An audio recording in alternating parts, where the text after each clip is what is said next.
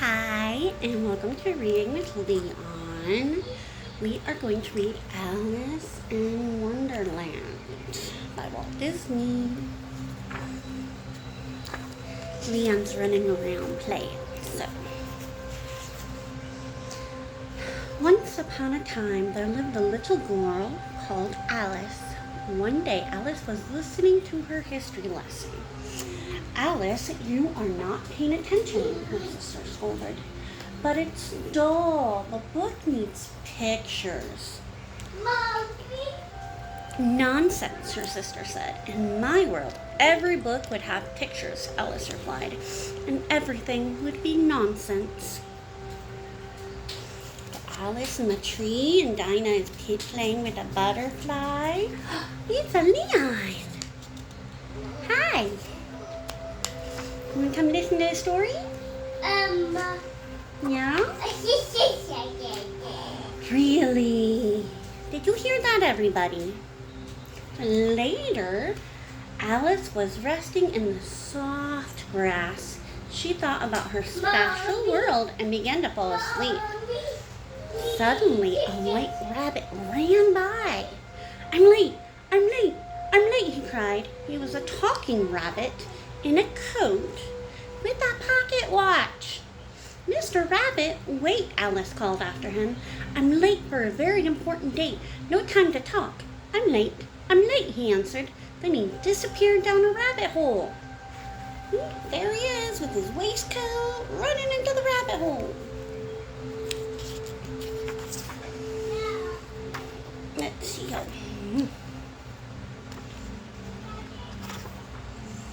Alice was curious, so she followed the rabbit into the hole. It was dark, very, very dark. She crawled forward, and then the ground disappeared. And Alice fell.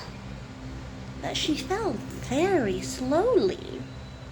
Strange objects passed by her. A lamp, a mirror, a rocking chair, and still she fell. Perhaps I'll fall right through the earth and out the other side, she thought. Look at all that silly stuff.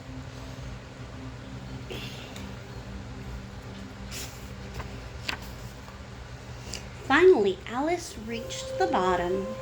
There she saw a little door. Pardon me, Alice said. May I enter? You're too big, the doorknob said. Try the bottle. Alice saw a bottle marked, Drink Me. So she did, and suddenly she shrank. Now Alice was small enough to fit through the door, but it was locked. She probably should have asked for a key first. Yeah. You forgot the key, the doorknob said. Alice saw the key on top of the table, but she was too small to reach it. Now try the box, the doorknob said, and inside the box was a cookie saying, Eat me. Alice ate. She grew into a giant. Oh no, Alice sobbed. She cried and she cried. Her giant tears filled the whole room with water. Probably salty water. The bottle, the doorknob cried. Alice drank more and shrank again. This time she became so small, she fell inside the bottle. That's pretty small. And suddenly she was swept through the door on an ocean of tears. Alice saw a strange dodo and other birds floating along beside her. Mr. Dodo, help me, please, she cried. But he didn't hear her. Soon Alice washed ashore, where she saw the dodo again. Run with the others, the dodo instructed, or you'll never get dry. But Alice ran after the white rabbit instead. So will she get dry if she runs with the white rabbit?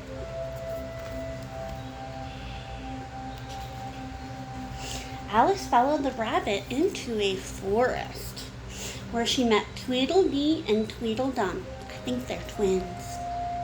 I'm looking for a white rabbit, Alice told them. Why? Asked Tweedledum. Well, I'm curious, Alice answered. Ah, the twins replied. The oysters were curious too. Then they told Alice the story of the curious oysters. One day the walrus and his friend the carpenter were walking on the beach. The carpenter saw something very interesting below the water. "Walrus," the carpenter called, "you must see this." Under the water was a group of young oysters.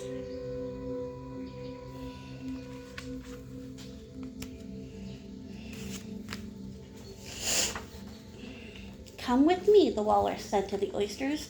"We'll see many things: shoes and ships, sealing wax, cabbages, and kings." The oysters followed the sneaky walrus. The walrus led them to a restaurant with only one thing on the menu: oysters. He ate all the curious oysters. He didn't even share them with his friend. "How sad," Alice commented. "I was just about to say the same thing." "Yes," said Tweedledum. "Now there's a lesson to learn." As the twins cried, Alice quietly slipped away. There they are, poor twins. They're crying, and the walrus ate all the oysters. That's not nice not to share. Alice wandered further into the forest. Soon she met a big blue caterpillar. "Who are you?" the caterpillar asked. "I hardly know, sir," Alice answered. "I've changed my size so many times." The caterpillar stood up and began to spin around and around. And when he stopped, he had turned into a beautiful butterfly. "Here's a tip," he said. "One side will make you larger, and the other side will make you smaller." "Other side of what?" Alice asked. "The mushroom, of course," he shouted as he flew away. He went from blue to pink. Alice was tired of being 3 inches tall. That's about as big as my thumb, a little bit bigger than my thumb. She broke off a piece of each of the mushroom from each side. She ate and shoo! She grew taller than the trees. "Oh dear," Alice cried. "Will I ever get the hang of this?" She gently licked the other piece, and Alice shrank back to normal. "Now that's better," she said. Alice continued her search for the white rabbit, but she was soon lost. She was lost, Leon. Yes. Yeah? Yes, yes. And she heard a voice up in a tree. "Diddle-dee-dum, diddle-daddle-diddle, cattle-dee-dum," sang the voice. Alice looked up, but she didn't see anything. Then a smiling face appeared. Magic, of course. "Look, Leon. Look. Ah.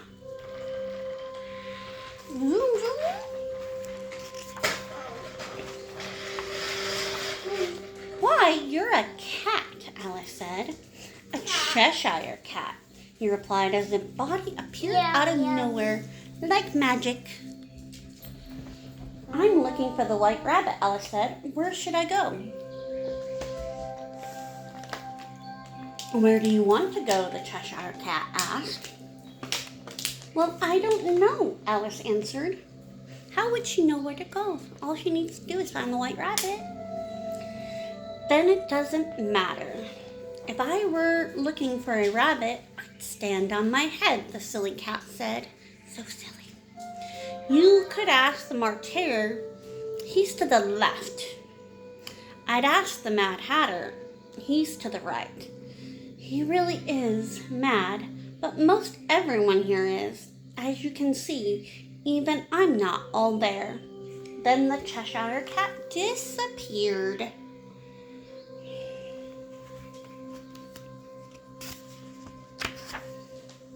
Alice walked to the Mad Hatter's house, and she heard voices singing. It was the Mad Hatter, the March Hare, and the Dormouse. They were having a tea party, so Alice sat down. "You can't sit, it's rude," the March Hare said. "I'm sorry," Alice replied, "but I liked your singing." "You did? Really?" the Mad Hatter asked. "Then you must join us." Yes, join our unbirthday party, the March Hare added. Unbirthday? Alice asked. Yes, the Mad Hatter explained. There are 365 days in a year. You have one birthday and 364 unbirthdays. I see, but I'm looking for the White Rabbit. The cat said. Looks like she didn't get to finish what she said. Cat! Shouted the Dormouse, who had been sleeping in a pot. He jumped out and ran around the table. You see what you did? The Mad Hatter yelled at Alice. I'm sorry, Alice said, but I really don't have time for this silliness. Time? I have no time. I'm late. It was the White Rabbit. No wonder, the Mad Hatter cried. Your watch is 2 days late. I'll fix it. The Mad Hatter fixed the watch with butter, cream, sugar, and of course tea. Oh, my poor watch, the rabbit cried. I don't think that's how you fix a watch, but we shall see. Alice grew tired of the mad tea party. She left. What silly nonsense, she said. I've had enough nonsense. I'm going home. Alice walked further into the forest, and she came to a sign marked, Told You Would, and followed it. Where's Leon? What's going on? What's going on, Leon? Soon Alice was surrounded by all kinds of strange, nonsensical animals. I wonder if a Leon was there. Was there a Leon? Yeah? Oh no, Alice cried. I can't take any more. I wish I had never dreamed of a world where everything was nonsense. Then Alice heard a familiar song. Diddle-dee-dum, duddle-da-diddle, cattle-dee-dum. Who sings that song?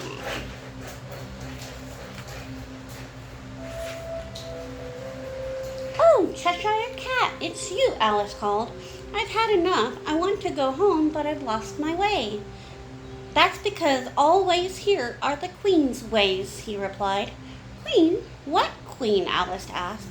You haven't met her, the cat asked. Oh, you must. She'll be mad about you. Then a doorway opened in a tree. The tree had a door.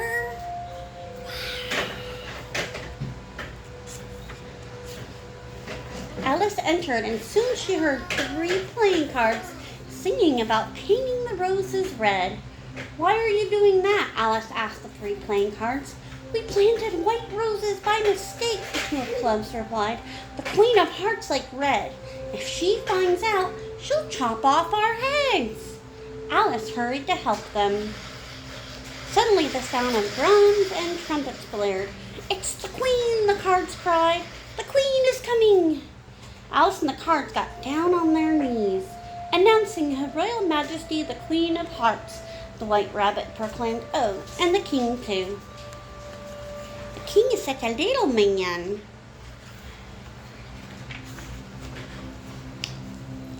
Why, you're a little girl, the Queen said, looking at Alice. What are you doing here? I want to go home, Alice answered, but I've lost my way. Your way, the Queen roared. Every way is my way. Remember that. Then the Queen invited Alice to play a game of croquet. But what a game! Instead of a ball, the Queen used a hedgehog. No. Thank you. And instead of a mallet, she used a flamingo. That's so silly. I hope the hedgehog and the flamingo are okay. The Queen finished her shot, and then it was Alice's turn. Alice tried, but the flamingo wouldn't play along. Do you want us to lose our heads? Alice asked the silly flamingo. Alice got angry. She grabbed the bird and whacked the ball as hard as she could, and the shot was better than the Queen's. The Queen was furious. Off with her head, she screamed. Shouldn't we have a trial first, dear? Asked the King. Oh, very well, the Queen replied angrily. I don't think Alice meant to be better. Everybody gathered around the Queen in her court. Hear ye, the White Rabbit cried. Court is now in session. But what have I done? Alice pleaded. Silence, the Queen demanded. Oh, forget the trial. Let's just cut off her head. Alice stuck her hands into her pockets and she found a piece of mushroom. She quickly ate it and grew into a giant. How's she gonna get tiny again? Does she have any tiny stuff left? Now see here, Alice said to the shocked queen. You have no right to treat me like this. You're no queen. You're a nasty, bad-tempered old tyrant. But the mushroom's effect was wearing off, and Alice shrank back down to her normal size. Oh no, Alice was in trouble, so she ran. Soon Alice saw the small door she had used to enter this nonsense world. I must get out. You are out, the doorknob said. See for yourself. Alice looked through the keyhole and she saw herself sleeping under the tree. Wake up, Alice! What are you doing, Leon?